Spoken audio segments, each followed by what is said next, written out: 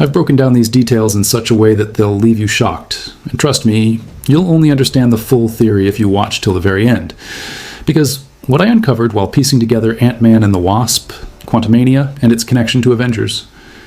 Doomsday isn't just a simple thread. It's a roadmap Marvel laid out, twisted, and reassembled into something darker than we ever expected.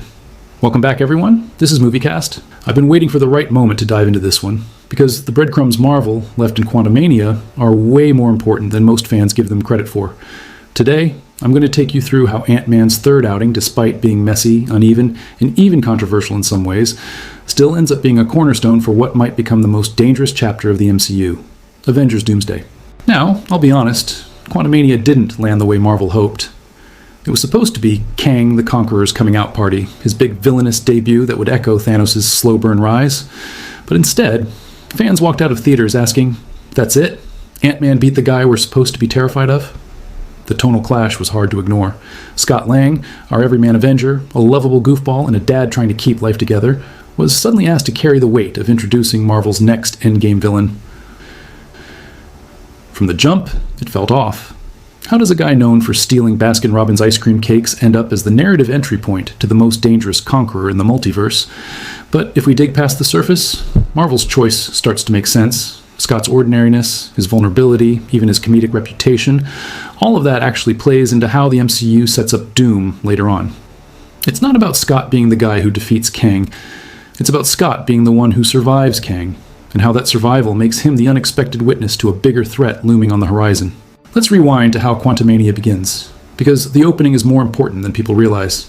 Cassie Lang, Scott's daughter, has been secretly working with Hank Pym to create a device that sends signals into the quantum realm. She thinks she's innovating, learning, maybe even opening doors for exploration. But Marvel writes this scene as more than just a clever science project. That beacon Cassie sends out is the spark that pulls Kang into their orbit. It's like a flare shot into a dark forest, and the monster lurking in the shadows notices. That moment not only defines the plot of Quantumania, it becomes symbolic of how one innocent act of curiosity sets off a chain of consequences that reverberate across the multiverse saga. And here's the kicker. If Cassie hadn't done it, Kang would have stayed hidden. Which means Doomsday, in some twisted way, owes its genesis to Cassie's curiosity. That's not just good writing. That's Marvel planting seeds that blossom much later. Now, one of the most crucial threads in Quantumania is Janet Van Dyne's backstory with Kang. When she was trapped in the quantum realm, she met him, trusted him, even helped him rebuild his multiversal time chair. For a while, she believed he was an ally, another prisoner of circumstance. But when she touched his technology, she saw the truth. Endless destruction, worlds burning, realities collapsing under his reign. And in that instant, the film gives us its core theme. Kang doesn't just conquer through brute force, he conquers by manipulation, by trust, by convincing others he's the solution before revealing he's the problem. And while that theme feels contained within Quantumania, it's actually a preview of Doom's playbook. Because Doom, in the comics, and soon in the MCU, is the master of deception, of earning trust, only to twist it. Janet's warning about Kang is less a lesson about Kang himself, and more about how we should view Doom when he finally arrives. Quantumania quietly conditions the audience to expect betrayal dressed up as salvation. When Scott makes his devil's bargain with Kang, promising to help repair the timeshare in exchange for Cassie's safety, the story leans into that manipulative pattern. Scott thinks he's outsmarting Kang, but really, he's falling right into the Conqueror's hands. The final battle, where Scott and Hope manage to stop Kang, is where most fans felt let down, because on paper it looks like Ant-Man defeated the next Thanos. But here's where I think Marvel pulled a sleight of hand. Reports surfaced that the original ending had Kang winning, escaping and stranding Scott and Hope in the quantum realm. That darker ending would have cemented Kang as unbeatable. But after test screenings, Marvel shifted gears, giving us an ending where Kang is defeated. What looked like a downgrade at the time actually works better for Marvel's pivot toward Doom. Because Kang's defeat doesn't diminish the multiverse saga, it clears the way for Doom to emerge as the real nightmare. It reframes Kang as a stepping stone, the villain who thought he was the big bad but was really just the prologue. And let's not forget the Council of Kangs. That post-credit scene, showing thousands of Kang variants assembling, was Marvel's way of saying, don't worry, Kang isn't gone. His dynasty is still coming. But now, with the shift toward Doomsday, the same scene doubles as a perfect setup for Doom.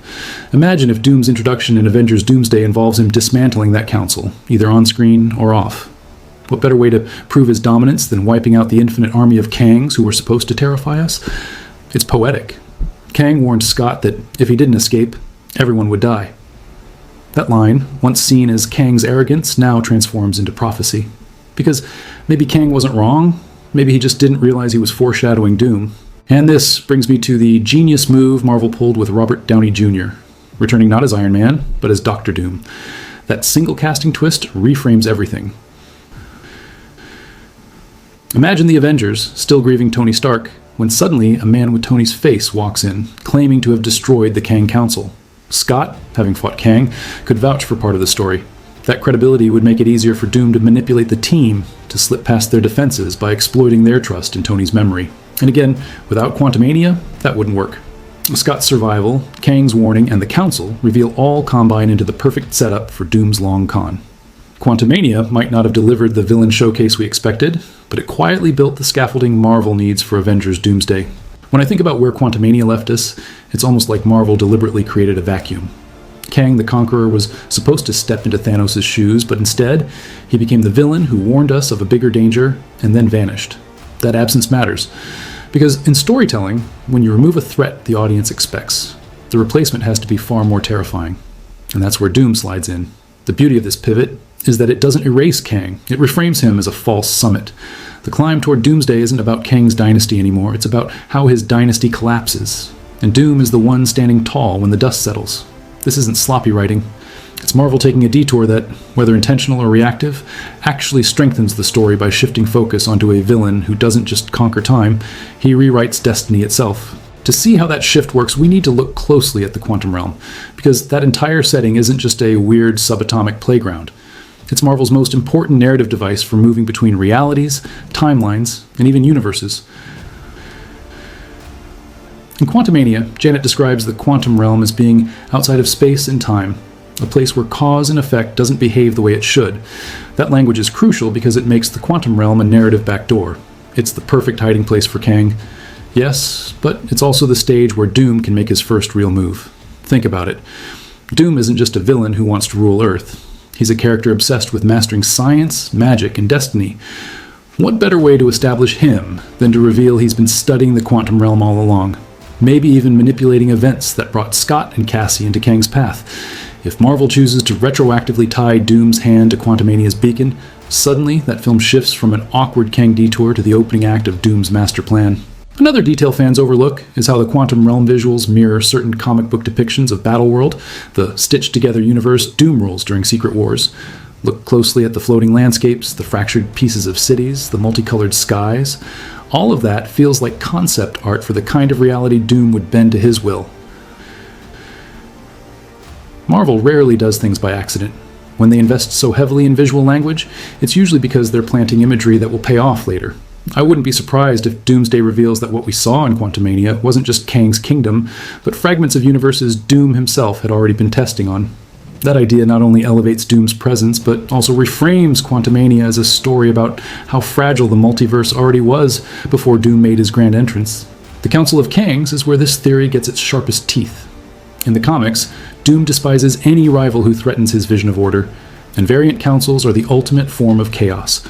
The post-credit scene in Quantumania showed us thousands of Kangs assembling, celebrating their power, preparing to dominate, but that very council could become Doom's showcase kill. If Marvel wants to make us forget the underwhelming Kang defeat, they only need one scene: Doom walking into that council chamber and obliterating every variant in minutes. Imagine how cinematic that would be. The villain Marvel tried to set up for years gets erased in a single stroke by the man who's really running the show. It's not just spectacle, it's symbolic. Doom erases Kang's legacy to make room for his own. And the irony? Kang himself warned Scott about what would happen if he didn't escape. That warning becomes retroactive foreshadowing. Proof that Kang's prophecy wasn't his own power, but Doom's shadow falling across the multiverse. And then there's the Robert Downey Jr. twist. Bringing him back as Doom is more than fan service. It's the most emotionally manipulative move Marvel could make. And I mean that in the best way. Think about it. The Avengers, especially characters like Peter Parker, Rhodey, and even Strange, still carry the weight of Tony Stark's sacrifice. Seeing his face again, not as a hologram or flashback, but as Doom, would break them emotionally before a single punch is thrown.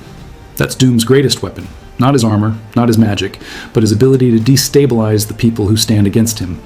And this ties back to Quantumania, because Scott becomes the hinge character. He's the one who fought Kang, who survived to tell the tale, and who can say, if Doom claims he destroyed them, believe him. Without Scott's survival, the Avengers might doubt Doom. With it, Doom gains credibility. Quantumania transforms Scott from comic relief into a reluctant herald of the storm to come. Let's also consider the narrative problem Marvel faced after Endgame. With Thanos, they had the luxury of slow building his presence over a decade. Doom doesn't have that timeline. Marvel needs him to be fully terrifying the second he arrives. That's why Quantumania's awkwardness actually benefits them. By giving Kang a shaky debut, they lower expectations and create space for Doom to burst in as the villain we didn't see coming. Fans thought they were signing up for the Kang dynasty, but instead, Marvel pulls the rug and delivers Doomsday. That surprise is exactly what keeps the franchise alive. It shocks the audience, re-energizes the stakes, and forces us to reevaluate everything we thought we knew. And Scott Lang, the least likely Avenger to matter in the Endgame, becomes the perfect narrator of that shift. One of the fascinating threads I can't stop thinking about is Steve Rogers and the Infinity Stones. Endgame ended with Steve returning the stones, but the film never showed us exactly how that played out. Did he actually succeed in restoring them perfectly? Or did his choice to stay in the past with Peggy fracture reality in ways we haven't fully seen? Quantumania introduced Kang as a time master, someone obsessed with pruning timelines to his will. But Doom could be the one who exploits Steve's imperfection and the cracks left behind when the stones weren't returned flawlessly. Imagine if Doomsday reveals that Steve's sacrifice wasn't as clean as it looked, and that Doom weaponized that imperfection. Suddenly, Endgame, Quantumania, and Doomsday all lock together in one narrative chain. That's not sloppy, that's myth-making on a Marvel scale. What makes Doom especially terrifying in this context is his brutality. Comics readers know the story where he literally rips Thanos' spine out, not because he needs to, but because he wants to prove there's only room for one ruler. If Marvel adapts even a fraction of that ruthlessness, it changes everything. Kang was scary because of his technology and his variants. Doom is scary because he's unrelenting, brilliant, and merciless. Quantumania subtly foreshadows this brutality in Kang's treatment of Janet, Scott, and Cassie, that cold manipulation, that sense of inevitability. But Doom takes it further. He doesn't just conquer through fear, he conquers through inevitability, and that inevitability will make the Avengers question whether fighting him is even possible. So here's the key takeaway as we move forward. Quantumania matters not because of how Kang lived, but because of how he died. His defeat creates the narrative hole Doom will fill. The Council of Kangs, once seen as Marvel's big multiversal threat, will instead become Doom's calling card. Scott Lang's unlikely survival turns him into the MCU's Cassandra, the voice warning the heroes not to underestimate this new arrival. And the quantum realm, once dismissed as a messy CGI playground, becomes the narrative gateway that Doom could exploit to make his entrance. That's how Marvel ties the bow. It's not about what Quantumania delivered on screen, it's about what it set up off-screen. In the cracks, in the rewrites, and in the shift from Kang Dynasty to Doomsday. When you really think about what separates Dr. Doom from every other Marvel villain, it's not just his armor or his sorcery, it's his psychology. Kang sees time as a battlefield to be conquered. Thanos saw balance as the ultimate goal, even if his methods were horrifying. But Doom doesn't just seek power for the sake of it. He believes he's the only one worthy of reshaping reality because no one else is capable of the perfection he envisions. That's what makes him terrifying. He doesn't just fight heroes, he rewrites the rules of the fight itself. And here's the part that ties back to Quantumania. Kang's fall wasn't just a stumble for Marvel's multiverse saga, it was the perfect proof of concept for why Doom is necessary as a villain. Kang showed us the dangers of ambition unchecked. Doom shows us what happens when ambition is sharpened into inevitability. Quantumania gave us the outline. Doomsday will give us the finished portrait. The psychological manipulation begins the moment Doom arrives wearing Tony Stark's face. That casting twist isn't about cheap fan service, it's about weaponizing grief. Imagine Peter Parker, who already carries unbearable guilt over Tony's death, seeing someone with Stark's face leading an army. Imagine Rhodey, whose entire career as War Machine was built on following Tony's lead, suddenly confronted with a man who looks like his best friend but speaks like a tyrant. That fractures the team before Doom even raises a hand. And here's where Ant-Man comes in again. Scott is the one who fought Kang, who heard his warnings, who survived his manipulation. Scott becomes the uneasy witness who says, "This isn't Tony, this is something worse. Believe me." That role isn't flashy, but it's indispensable. Quantumania gave Scott that credibility, and Doomsday will cash it in. Without Quantumania, the Avengers might dismiss Scott as comic relief. With Quantumania, Scott becomes the herald of truth they can't afford to ignore. Now, I want to explore how Doom might use the quantum realm itself. In Quantummania, we're told it's outside of space and time, a liminal zone where cause and effect fracture. That's not just technobabble, it's narrative foreshadowing. Because in Secret Wars comics, Doom constructs Battleworld by stitching fragments of destroyed universes together. What better laboratory for that than the quantum realm? It's already presented as a fractured environment filled with floating city pieces, strange civilizations, and broken timelines. What if that wasn't just Kang's kingdom, but Doom's testing ground? Imagine discovering in Doomsday that Doom had already been experimenting with collapsing universes, using the quantum realm as the place where he first learned to reshape reality. Suddenly, Quantummania isn't a messy CGI sideshow, it's the prototype of Battleworld. The quantum realm is the petri dish, and Battleworld is the final experiment gone global. Another key angle here is Steve Rogers and the Infinity Stones. Endgame told us Steve returned the stones, but the how was left intentionally vague. Did he succeed? Did he fail? Or did his choice to stay in the past with Peggy fracture reality in ways we haven't fully seen? Kang was positioned as the character obsessed with pruning timelines, but what if Doom is the one who exploits the mess Steve left behind? Imagine if Doom reveals he's been tracking those ripple effects for years, quietly watching how the multiverse cracked under the weight of imperfect restoration. Quantummania gave us Kang's obsession with fixing time, but Doomsday could reveal Doom as the one who understands that time isn't meant to be fixed, it's meant to be ruled. That ideological shift makes Doom not just a stronger villain, but a smarter one. He doesn't waste energy trying to repair the multiverse. He claims it, flaws and all. Let's not forget Doom's brutality, because that's what will instantly set him apart. Kang manipulated. Thanos balanced. Doom annihilates. The comics show us this over and over. The man literally rips Thanos' spine out, not because it's necessary, but because it's symbolic. It tells everyone watching, there's no one above me. Now imagine that brutality turned toward the Council of Kangs. That post-credit scene in Quantumania, once meant to hype Kang's dynasty, becomes the perfect execution ground for Doom's arrival. In one move, Marvel could erase Kang as a threat and establish Doom as the ultimate villain. And that brutality would ripple through the Avengers. Scott, who saw Kang firsthand, would be the one saying, if Doom claims he killed them, believe it. I've seen what Kang can do. If Doom destroyed all of them, then we're facing something far worse than Thanos. That's not just Scott's redemption as a character, it's the reason Quantummania exists at all. Another layer worth unpacking is how Doom's arrival could fracture the Avengers internally. Think back to Civil War. The team was split over ideology, over trust, over control. Doom's Stark-like face could reignite that same conflict, but on a deeper emotional level. Some Avengers, desperate to believe in Tony's legacy, might side with Doom at first. Others, skeptical and scarred, might resist. That tension could be the emotional core of Doomsday, and Quantummania plays directly into that because Scott is the bridge. He's the one Avenger who didn't fight alongside Tony in Endgame, the one outsider who can see Doom clearly without the fog of grief. That outsider perspective becomes the crucial narrative lens. Without Quantummania, Scott wouldn't have the credibility or the survival story to make his warnings believable. With it, his voice becomes the dividing line between salvation and destruction. Finally, I want to touch on something subtle but powerful. Inevitability. Doom isn't just a villain because of his power, he's a villain because he makes resistance feel meaningless. Thanos made heroes believe they could win, then took it away. Doom starts by convincing heroes they've already lost. Quantummania plants that seed in Kang's final warning to Scott. You think you've won, but you've doomed everyone. At the time, it felt like empty arrogance, but reframe it with Doom, and suddenly it's chilling prophecy. Kang's defeat wasn't a victory. It was the bell tolling for Doom's rise. That inevitability, that sense that the heroes are playing into his plan no matter what they do, is what makes Doom the perfect villain for Doomsday. Quantummania doesn't look like much on the surface, but when you connect the dots, it becomes the essential first note in a symphony that only Doom can finish. What fascinates me most about where all this is heading is how Doom doesn't just represent a new villain, he represents a new order. When Thanos snapped half of life away, it was brutal, but it was also temporary. The Avengers reversed it. Kang tried to present himself as the master of time, but his entire empire crumbled when one family of heroes stood against him. Doom is different. Doom doesn't leave cracks for resistance. When he reshapes reality, it sticks. And that's exactly where Quantummania's quantum realm becomes more than just a subatomic playground.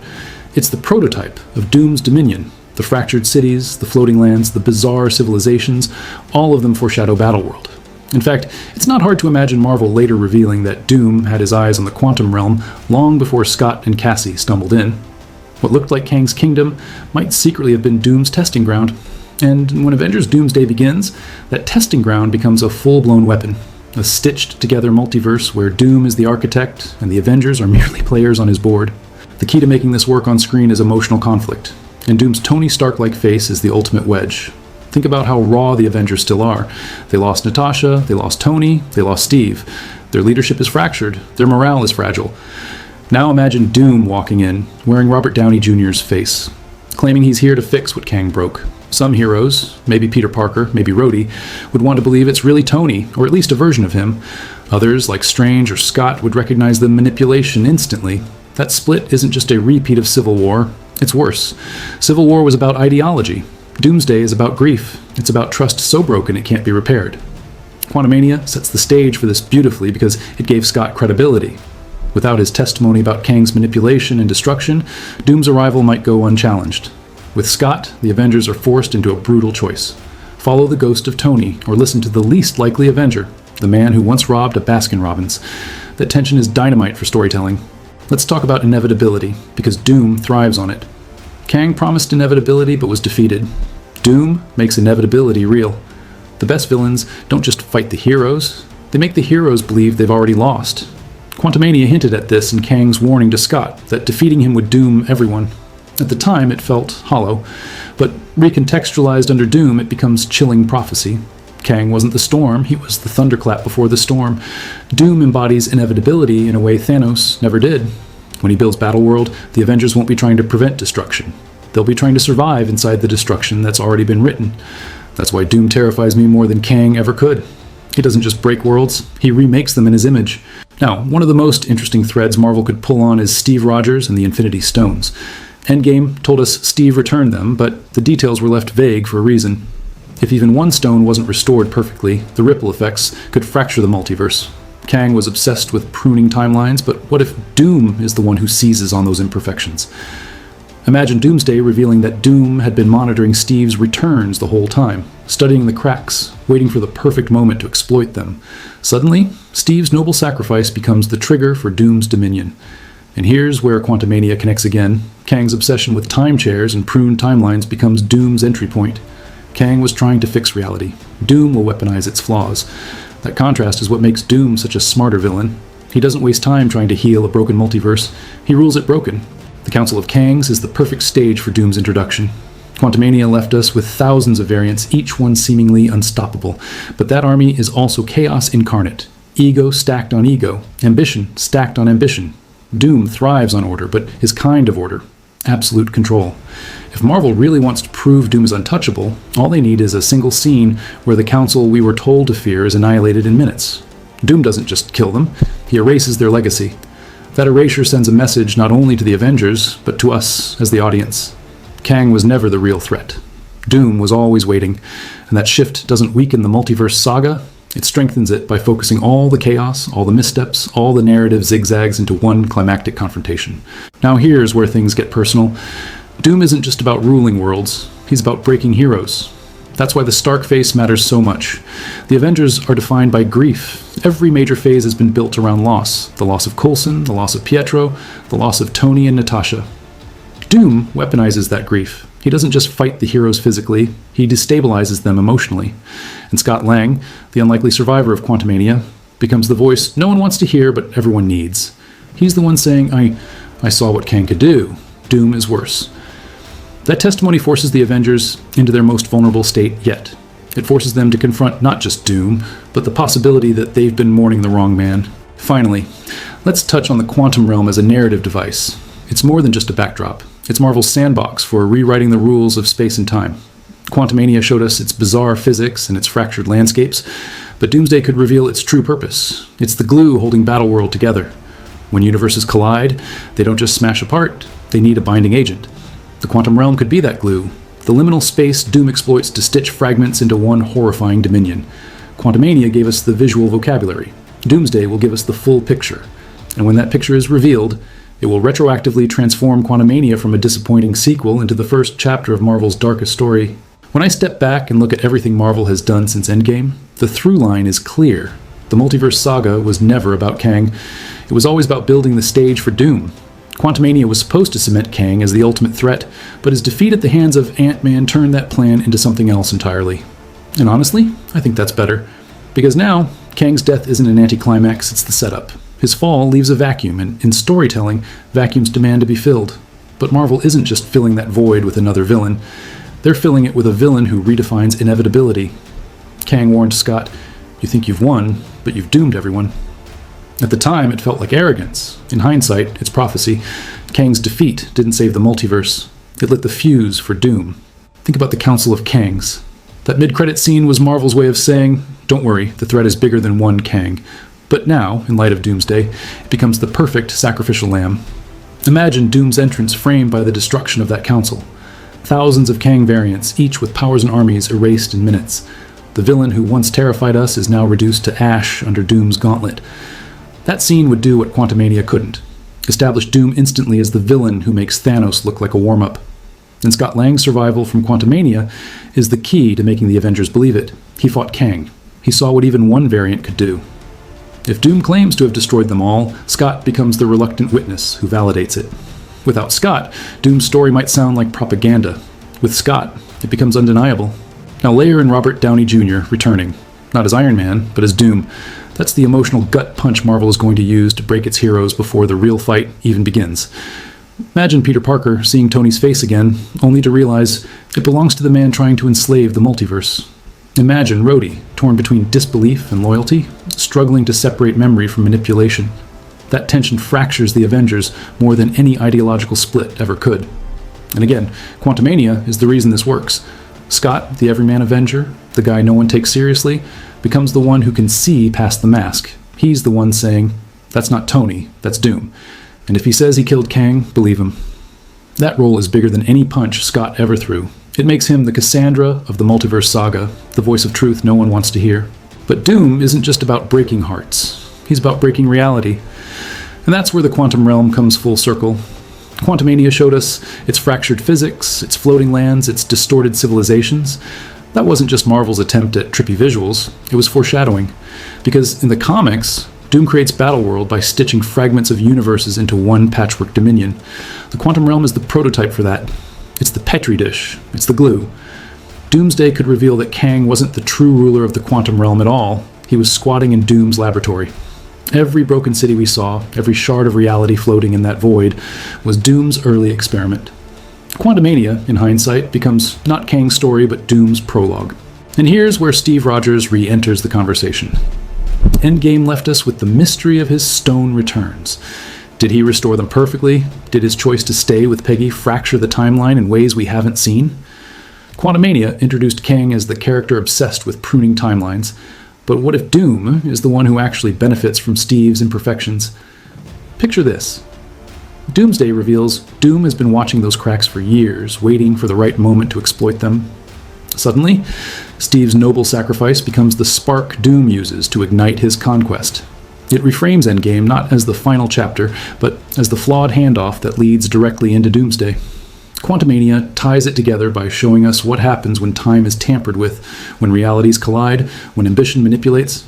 Steve's cracks, Kang's failure, and Doom's rise become three chords in the same symphony. What makes Doom so much more terrifying than Kang or Thanos is inevitability. Thanos believed in balance. Kang believed in control. Doom believes in destiny. His destiny. He doesn't just fight the heroes. He convinces them that fighting him is pointless. Quantumania hinted at this inevitability when Kang told Scott his victory was hollow, that everyone would die anyway. That line was dismissed at the time, but in the context of Doom, it transforms into chilling truth. Because when Doom arrives, he doesn't need to threaten to undo the heroes' victories. He simply declares them irrelevant. He rules the ruins. He thrives in the broken. And that inevitability will push the Avengers to their breaking point. Here's the irony. The Avengers' hope might rest on the unlikeliest of shoulders, Scott Lang. Quantumania painted him as the underdog, the everyman, the dad who just wants his daughter safe. But survival has given him perspective. He saw Kang's empire. He heard his warnings. He knows what inevitability looks like up close. In Doomsday, that makes him the one Avenger who can see Doom clearly while everyone else is blinded by grief, manipulation, or denial. Scott doesn't need to be the one who defeats Doom. He just needs to be the one who names him. And in storytelling, that's just as powerful. The man who was once the joke of the Avengers becomes the prophet of their greatest battle. So when people say Quantumania didn't matter, I can't agree. It mattered, just not in the way Marvel originally planned. Kang was supposed to carry the saga, but instead, his fall became the setup for Doom's rise. Cassie's beacon brought them into the quantum realm. Janet's warnings about manipulation foreshadowed Doom's lies. Scott's survival gave the Avengers their witness, and Kang's council became the perfect stage for Doom's first act of annihilation. Quantumania didn't fail. It pivoted. And that pivot makes Avengers Doomsday even more powerful. Because now, when Doom arrives, he won't just be another villain. He'll be the villain who makes us question every sacrifice, every victory, every crack. In the timeline we thought was healed, he'll be the villain who wears Tony Stark's face, weaponizes grief, erases Kang, exploits Steve's imperfections, and turns the quantum realm into the foundation of Battleworld. And when the Avengers face him, they won't just be fighting for survival. They'll be fighting for the right to believe that their sacrifices ever mattered in the first place. And that's why I believe Ant-Man and the Wasp, Quantumania, is the essential bridge to Avengers Doomsday. Not because it made Kang terrifying, but because it cleared the way for Doom to arrive fully formed, unstoppable, and inevitable. Thank you all so much for watching and hanging out with me here on MovieCast. I'm Liam Harrison, and I can't tell you how much I appreciate your support on these deep dive breakdowns. If you enjoyed this theory and want to help us keep creating them, please give the video a like, share it with your friends, and hit that subscribe button so you never miss the next one. And if you'd like to go a step further, consider dropping a super thanks. Even a $20 tip goes a long way in helping us keep MovieCast running strong. Until next time, stay curious, stay critical, and I'll catch you in the next one.